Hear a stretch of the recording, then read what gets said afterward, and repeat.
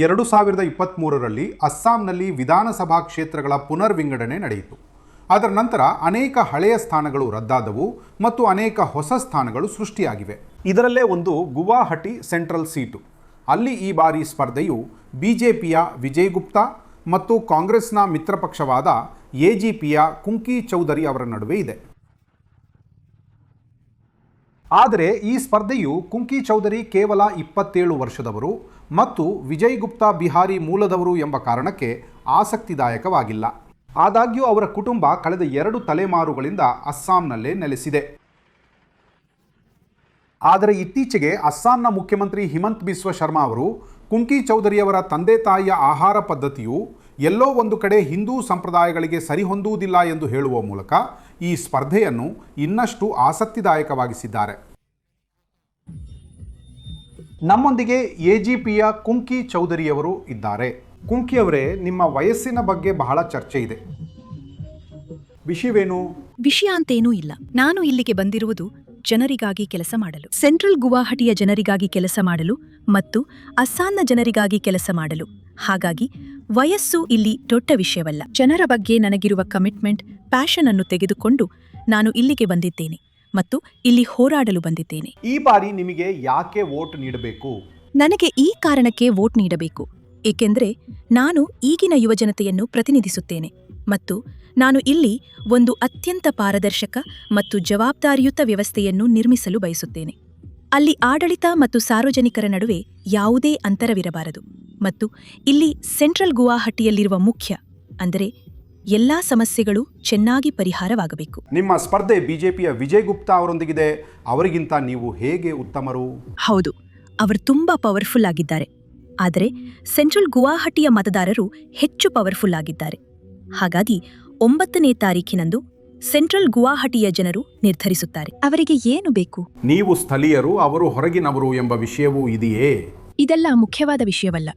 ಅವರ ಗುರಿಯೂ ಒಂದೇ ಆಗಿದೆ, ನನ್ನ ಗುರಿಯೂ ಒಂದೇ ಆಗಿದೆ. ನಾವಿಬ್ಬರೂ ಇಲ್ಲಿ ಜನರಿಗಾಗಿ ಕೆಲಸ ಮಾಡಲು ಬಂದಿದ್ದೇವೆ ಮತ್ತು ಇಬ್ಬರೂ ಈಗ ಫೈಟ್ ಮಾಡುತ್ತಿದ್ದೇವೆ. ಹಾಗಾಗಿ 9ನೇ ತಾರೀಖಿನಂದು ಜನರು ಅವರಿಗೆ ಏನು ಬೇಕು ಮತ್ತು ಯಾರು ಬೇಕು ಎಂದು ನಿರ್ಧರಿಸುತ್ತಾರೆ. ನಿಮ್ಮ ವಿರುದ್ಧ ಇವರು ಔಟ್ಸೈಡರ್ಸ್ ವಿಷಯವನ್ನ ಎತ್ತುತ್ತಿದ್ದಾರೆ. ಬೆರಳೆಣಿಕೆಯ 10 ಜನರು ಸೋಷಿಯಲ್ ಮೀಡಿಯಾದಲ್ಲಿ ಪೋಸ್ಟ್ ಮಾಡುತ್ತಿದ್ದಾರೆ. ಈ ಮೀಡಿಯಾ ಮತ್ತು ಸೋಷಿಯಲ್ ಮೀಡಿಯಾದಲ್ಲಿ ಈ ವಿಷಯಗಳನ್ನು ಯಾರು ಎತ್ತುತ್ತಿದ್ದಾರೋ ಆ ಜನರು ಅಸ್ಸಾಂನ ಶತ್ರುಗಳು. ಅವರು ಅಸ್ಸಾಂನ ಶತ್ರುಗಳು. ಜನರು ಶಾಂತಿಯ ಪರಂಪರೆಯನ್ನು ತಿಳಿಯಲು ಬಯಸುವ ಅಸ್ಸಾಮಿ ಸಮಾಜವನ್ನು ಅವರು ಬಯಸುವುದಿಲ್ಲ. ಸಮೃದ್ಧಿ, ಪರಸ್ಪರ ಯಾವುದೇ ಭೇದ ಭಾವವಿಲ್ಲದೆ ಉತ್ತಮ ಅಸ್ಸಾಮಿ ಸಮಾಜವನ್ನು ರೂಪಿಸಲು ಹೊರಟಿದ್ದಾರೆ ಮತ್ತು 5000 ವರ್ಷಗಳಷ್ಟು ಹಳೆಯದಾದ ಭಾರತದ ಸಂಸ್ಕೃತಿ ಮತ್ತು ನಾಗರಿಕತೆಯ ಪೋಷಕ ಭಾರತೀಯ ಜನತಾ ಪಾರ್ಟಿಯಾಗಿದೆ. ಈ ರೀತಿ ಪ್ರಚಾರ ಮಾಡುವ ಜನರು ನಮ್ಮ ಅಸ್ಸಾಂ ತಾಯಿಯ ಶತ್ರುಗಳು ಮತ್ತು ಭಾರತದ ಶತ್ರುಗಳು. ನಿಮ್ಮ ಪ್ರತಿಸ್ಪರ್ಧಿ ತಮ್ಮನ್ನು ಇಲ್ಲಿಯ ಮಗಳು ಎಂದು ಹೇಳಿಕೊಳ್ಳುತ್ತಾರೆ. ಇಲ್ಲಿ ವಾಸಿಸುವ ಪ್ರತಿಯೊಬ್ಬ ವ್ಯಕ್ತಿಯೂ ಇಲ್ಲಿಯ ಮಗಳು ಮತ್ತು ಮಗ. ಅವರು ಅಸ್ಸಾಂನ ಸಂತಾನ. ಅಸ್ಸಾಂ ಮಾತೃಭೂಮಿಯ ಹೃದಯ ಬಹಳ ದೊಡ್ಡದು. ಅದು ಎಲ್ಲರನ್ನೂ ತನ್ನಲ್ಲಿ ಸೇರಿಸಿಕೊಳ್ಳುತ್ತದೆ. ಅದಕ್ಕಾಗಿಯೇ ಯಾರಿಗಾದರೂ ತಿಳಿದಿದ್ದರೆ ನಾನಿದ್ದೇನೆ ಮತ್ತು ನೀವಿಲ್ಲ ಎಂದು ಹೇಳಬಾರದು. ಈ ಭೇದ.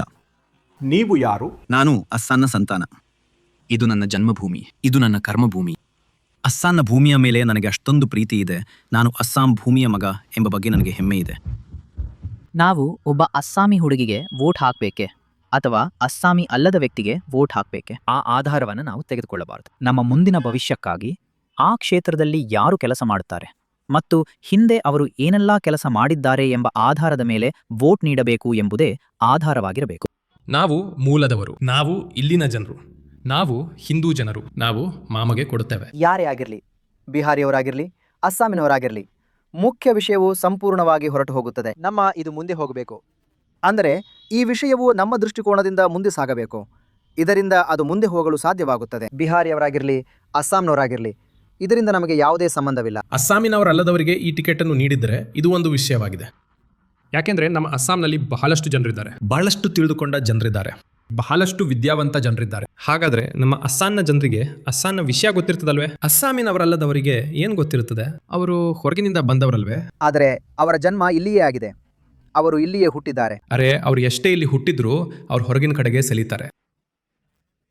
ನಮ್ಮ ಅಸ್ಸಾಂನ ಕಡೆಗೆ ಏನನ್ನೂ ಮಾಡೋದಿಲ್ಲ. ಹಾಗಾದರೆ ಚುನಾವಣೆಯ ಸಮಯದಲ್ಲಿ ಇದು ಏನಾದರೂ ಪರಿಣಾಮ ಬೀರುತ್ತದೆ ಎಂದು ನೀವು ಭಾವಿಸುತ್ತಿದ್ದೀರಿ? ನಂತರ ಇದು ಪೂರ್ತಿ ಟಿವಿಯಲ್ಲಿ ಕ್ಲಿಕ್ ಆಗ್ತದೆ.